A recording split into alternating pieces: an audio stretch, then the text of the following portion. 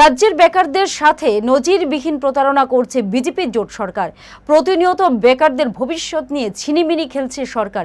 এরই প্রতিবাদে রাজ্যব্যাপী আন্দোলনে নামছে বাম যুব সংগঠন। আজ সাংবাদিক সম্মেলনে এমনটাই জানিয়েছেন ডিওয়াইএফআই টিওয়াইএফ এর নেতৃত্বরা।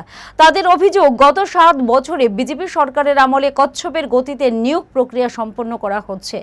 তাতে বেকার ছেলে মেয়েদের ভবিষ্যৎ অন্ধকারের দিকে ধাবিত হচ্ছে।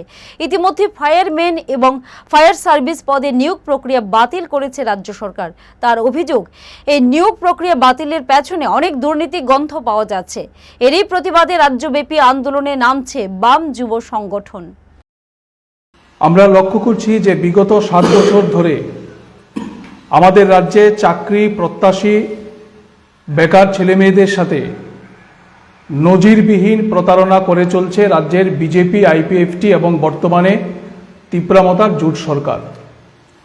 2018 সালের বিধানসভা নির্বাচনের আগে আমরা শুনেছিলাম যে যদি ডাবল ইঞ্জিনের সরকার তৈরি হয় তাহলে ডাবল গতিতে সমস্ত কাজ হবে।